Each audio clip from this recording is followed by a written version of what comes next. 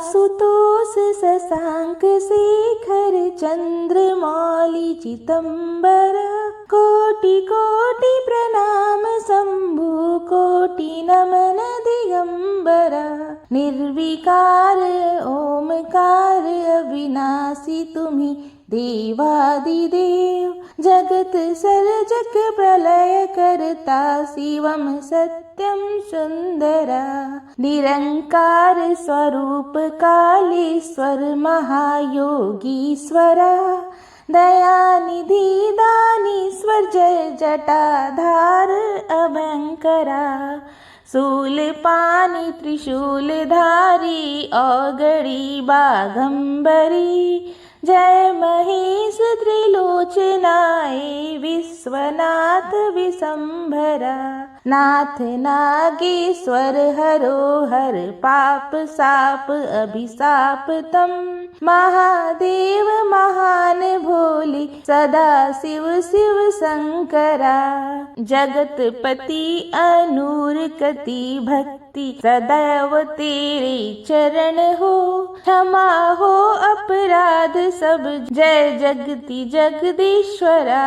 जन्म जीवन जगत का संताप ताप मिटे सभी, ओम नमः शिवाय मन जपता रहे पंचाक्षरा।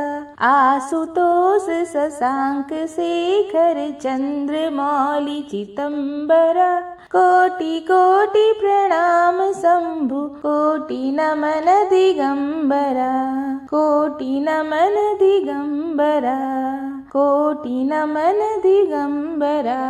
जय भोलेनाथ। मित्रों, अधिकांश जनमानस यही जानते हैं कि महाशिवरात्रि भगवान शिव और माता पार्वती के विवाह के उपलक्ष्य में मनाया जाता है, लेकिन कुछ विद्वानों का मानना है कि शिवरात्रि के दिन ही भगवान शिव ने कालकूट नामक विष पिया था, जो सागर मंथन के समय समुद्र से निकला था।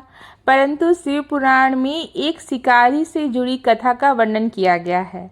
आज की इस वीडियो में हम आपको शिव पुराण में वर्णित महाशिवरात्रि की कथा बताने जा रहे हैं। नमस्कार दोस्तों, स्वागत है आपका जीविका मंत्रा में। शिव पुराण की कोटि रुद्र संहिता में वर्णित कथा के अनुसार पौराणिक काल में किसी वन में एक भील रहा करता था, जिसका नाम गुरु ध्रुव था।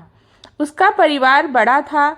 वह बलवान और क्रूर स्वभाव का होने के साथ ही क्रूरतापूर्ण कार्य भी किया करता था। वह प्रतिदिन वन में जाकर हिरण और अन्य जानवरों को मारता और वहीं रहकर नाना प्रकार की चोरियां करता था।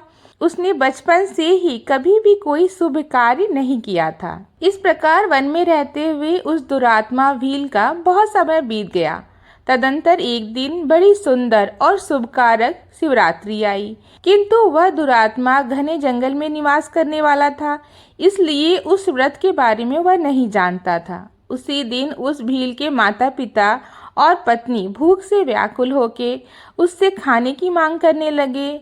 उनके बार बार याचना करने पर वह भील तुरंत धनुष लेकर वन की ओर चल दिया और हिरण के शिकार के लिए सारे वन में घूमने लगा। देव योग से उस दिन उसे कुछ भी नहीं मिला और सूर्यास्त हो गया। इससे उसको बड़ा दुख हुआ और वह सोचने लगा कि अब मैं क्या करूं, कहाँ जाऊं। आज तो कुछ नहीं मिला। घर में जो बच्चे हैं उनका और माता पिता का क्या होगा। जो मेरी पत्नी है उसकी भी क्या दशा होगी। अतः मुझे कुछ लेकर ही घर जाना चाहिए। ऐसा सोचकर वह व्याध यानी शिकारी एक जलाशय के पास पहुंचा और वहां जल में उतरने का घाट था। वहां जाकर खड़ा हो गया और मन ही मन विचार करने लगा कि यहाँ कोई न कोई जीव पानी पीने अवश्य आएगा। उसी को मार कर उसे साथ लेकर प्रसन्नतापूर्वक घर को जाऊंगा। ऐसा निश्चय कर वह व्यक्ति बेल के पेड़ पर चढ़ गया और वहीं जल साथ लेकर बैठ गया। उसके मन में केवल एक ही चिंता थी कि कब कोई जीव आएगा और कब मैं उसे मारूंगा। इसी प्रतीक्षा में भूख प्यास से पीड़ित वह वहां बैठा रहा। इस तरह काफी रात हो गई। जब रात का पहला पहर आरंभ हुआ तब एक प्यासी हिरनी वहां आई, जिसे देखकर वह व्याध बड़ा हर्षित हुआ। उसने तुरंत ही उसे मारने के लिए अपने धनुष पर एक बांध का संधान लिया। ऐसा करते हुए उसके हाथ के धक्के से थोड़ा सा जल और बेलपत्र नीचे गिर पड़ा। उस पेड़ के नीचे शिवलिंग था, जिसके बाद वह व्याध नहीं जानता था कि इस तरह उस जल और बेलपत्र से शिव के प्रथम पहर की पूजा संपन्न हो गई। उस पूजा के महात्म्य से उस व्याध का बहुत सारा पाप तत्काल नष्ट हो गया। उधर वहां होने वाली खड़खड़ाहट की आवाज सुनकर हिरनी ने तुरंत ऊपर की ओर देखा। व्याध को देखते ही वह व्याकुल हो गई और कहा, तुम क्या करना चाहते हो? मेरे सामने सच सच बताओ। हिरनी की बातें सुनकर व्याध ने कहा, आज मेरे परिवार के लोग भूखे हैं, अतः तुमको मारकर मैं उनकी भूख मिटाऊंगा और उन्हें तृप्ति कराऊंगा। व्याध का यह तरुण वचन सुनकर तथा धनुष तने हुए देखकर सोचने लगी कि अब मैं क्या करूं, कहाँ जाऊं? अच्छा, कोई उपाय सोचती हूँ। ऐसा सोचकर हिरनी ने कहा, व्याध, मेरी माँ से तुम्हें सुख होगा। इस अनंतकारी शरीर के लिए इससे अधिक महान पुण्य का कार्य और क्या हो सकता है? उपकार करने वाले प्राणी को इस लोक में जो पुण्य प्राप्त होता है उसका 100 वर्षों में भी वर्णन नहीं किया जा सकता। परंतु इस समय मेरे सब बच्चे मेरे आश्रय में ही हैं। मैं उन्हें अपनी बहन को अथवा स्वामी को सौंप कर लौट आऊंगी। व्याध, तुम मेरी इस बात को मिथ्या मत समझो। मैं फिर तुम्हारे पास लौट आऊंगी, क्योंकि सत्य से ही धरती टिकी हुई है, सत्य से ही समुद्र अपनी मर्यादा में स्थित है और सत्य से ही निर्जरा से जल की धाराएं गिरती रही हैं। सत्य से ही सब कुछ स्थिर है। हिरनी के ऐसा कहने पर जब व्याध ने उसकी बात नहीं मानी, तब उसने अत्यंत विस्मित और भयभीत होकर कहा, व्याध सुनो, मैं तुम्हारे सामने ऐसी प्रतिज्ञा लेती हूँ, ब्राह्मण यदि वेद बेचे, तीनों काल संध्या वंदना न करे तो उसे जो पाप लगता है, पति की आज्ञा का उल्लंघन करके स्वच्छा अनुसार कार्य करने वाली स्त्री को जिस पाप की प्राप्ति होती है, किए हुए उपकार को न मानने वाले, भगवान शंकर से विमुख रहने वाले और विश्वासघात और छल करने वाले लोगों को जो पाप लगता है, इस पाप से मैं भी लिप्त हो जाऊं यदि लौट के ना आऊं। इस तरह अनेक शपथ खाकर जब वह चुपचाप खड़ी हो गई, तब उसे चुपचाप खड़े देखकर व्याध ने उस पर विश्वास करते हुए कहा, अच्छा, अब तुम अपने घर जाओ। हिरनी हर्षित होकर पानी पीकर अपने आश्रम मंडल की ओर गई। इतने में ही व्याध की रात का पहला पहर जागते हुए बीत गया। तब उस हिरनी की बहन दूसरी हिरनी, जिसका पहले ने स्मरण किया था, उसी की राह देखते हुए जल पीने के लिए वहां आ गई। उसे देखकर भील ने धनुष पर तरकस खींचा।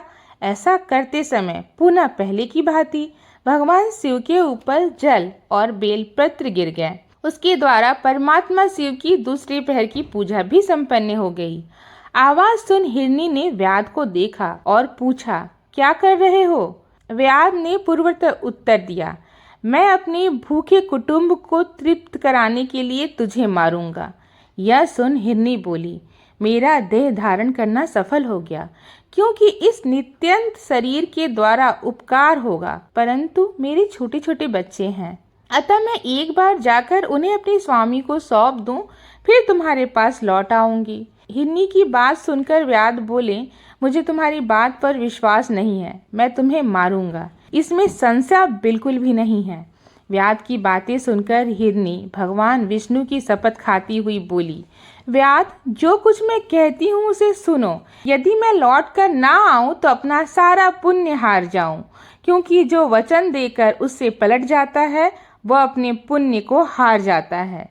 जो पुरुष अपनी विवाहित स्त्री को त्याग कर दूसरे के पास जाता है, वैदिक धर्म का उल्लंघन करके कपोल कल्पित धर्म को चलाता है, भगवान विष्णु का भक्त होकर शिव की निंदा करता है, माता पिता के निधन तिथि को श्राद्ध आदि न करते हुए उसे सूना ही बिता देता है तथा मन में संताप का अनुभव करते हुए दिए हुए वचन को पूरा करता है, ऐसे व्यक्ति को जो पाप लगता है वही मुझे लगे, यदि मैं लौट कर न आऊं। हिरनी के ऐसा कहने पे व्याध ने कहा, जाओ और तुरंत लौट कर आओ। उसके बाद हिरनी जल पीकर हर्षपूर्वक अपने आश्रम को गई। इतने में ही रात का दूसरा पहर भी व्याध के जागते जागते बीत गया। इसी समय तीसरे पहर के आरंभ हो जाने पर हिरनी के लौटने में बहुत विलंब हुआ। यह जानने के लिए व्याध उसे खोजने लगा। इतने में ही उसे जल के मार्ग में एक हिरण को देखा। वह बड़ा हष्ट-पुष्ट था। उसे देखकर व्याध को बड़ा हर्ष हुआ और वह धनुष पर बाण रखकर उसे मार डालने को उद्युत हुआ। ऐसा करते समय उस समय फिर से शिवलिंग पर जल और बेलपत्र गिर पड़े। उस सौभाग्य से भगवान शिव के तीसरे पहर की पूजा भी संपन्न हो गई। इस तरह भगवान ने उस पर अपनी दया दिखाई। पत्तों के गिरने की आवाज सुनकर हिरण ने व्याध की ओर देखा और पूछा, क्या करते हो व्याध? व्याध ने उत्तर दिया, मैं अपने कुटुंब को भोजन देने के लिए तुम्हारा वध करूंगा। व्याध की बात सुनकर हिरण के मन में बड़ा हर्ष हुआ और वह तुरंत ही बोला, मैं धन्य हूँ, मेरा हष्ट पुष्ट शरीर होना सफल हो गया, क्योंकि मेरे शरीर से आप लोगों की तृप्ति होगी। जिसका शरीर परोपकार के काम में नहीं आता उसका सब कुछ व्यर्थ चला गया। जो सामर्थ्य रहते हुए भी किसी का उपकार नहीं करता उसकी वह सामर्थ्य व्यर्थ चली जाती है तथा वह परलोक में नरकगामी होता है। परंतु एक बार मुझे जाने दो, मैं अपने बालक को उसकी माता के हाथ में सौंप कर और उन्हें धीरज बनाकर लौट आऊंगा। उसके ऐसा कहने पर व्याध मन ही मन बड़ा विस्मित हुआ। उसका हृदय कुछ शुद्ध हो गया था और उसके सारे पाप नष्ट हो चुके थे। उसने हिरण से कहा, जो यहाँ आए वह सब तुम्हारी तरह बातें बनाकर चले गए, परंतु वे अभी तक लौट के नहीं आए। हिरण, तुम भी इस समय संकट में हो, इसलिए झूठ बोलकर चले जाओ, फिर आज मेरा जीवन निर्वाह कैसे होगा? व्याध की बातें सुन हिरण बोले, व्याध, मैं जो कुछ कह रहा हूँ उसे सुनो। मुझ में असत्य नहीं है। सारा ब्रह्मांड सत्य से ही टिका हुआ है। जिसकी वाणी झूठी होती है उसका पुण्य उसी क्षण नष्ट हो जाता है। तथापि व्याध, तुम मेरी सच्ची प्रतिज्ञा सुनो। संध्या काल में मैथुन तथा शिवरात्रि के दिन भोजन करने से जो पाप लगता है, झूठी गवाही देने, धरोहर को हड़प लेने और तथा संध्या में पूजा न करने से दिग्गज को जो पाप लगता है, वही पाप मुझे भी लगे यदि मैं लौट कर न आऊं। जिसके मुख से कभी शिव का नाम नहीं निकलता, जो सामर्थ्य रहते हुए दूसरों का परोपकार नहीं करता, पर्व के दिन श्रीफल तोड़ता है, नरभक्षी भोजन करता है, शिव की पूजा किए बिना, भस्म लगाए बिना भोजन कर लेता है, इन सब का जो पाप है वह मुझे लगे अगर मैं लौट कर न आऊं। उसकी बात सुनकर भील ने कहा, जाओ शीघ्र लौट कर आना। ऐसा कहने पर हिरण पानी पीकर चला गया और सब अपने आश्रम में मिले। तीनों ही प्रतिज्ञाबद्ध बंधे हुए थे। आपस में एक दूसरे के वरदान को भली भांति सुनकर और सत्य और वचन से बंधे होने के कारण उन सब ने यही निश्चय किया कि वहां अवश्य जाना चाहिए। इस विषय के बाद वहां बालकों को आश्वासन देकर वह सब के सब जानने के लिए उत्सुक हो गए। उस समय जेती हिरनी ने अपने स्वामी से कहा, स्वामी, आपके बिना यहाँ बालक कैसे रहेंगे? प्रभु, मैं ही वहाँ पहले जाकर प्रतिज्ञा दे आई हूँ, इसलिए मुझे ही जाना चाहिए। आप दोनों यहीं रहें। इसकी यह बात सुनकर छोटी हिरनी बोली, बहन, मैं तुम्हारी सेविका हूँ, इसलिए आज मैं व्याध के पास जाती हूँ, तुम यहीं रहो। यह सुनकर हिरण बोला, मैं ही वहाँ जाता हूँ, तुम दोनों यहाँ रहो, क्योंकि बच्चों की रक्षा माता ही कर सकती है। स्वामी की बात सुनकर दोनों हिरनी बोली, प्रभु, पति के बिना इस जीवन पर धिक्कार है।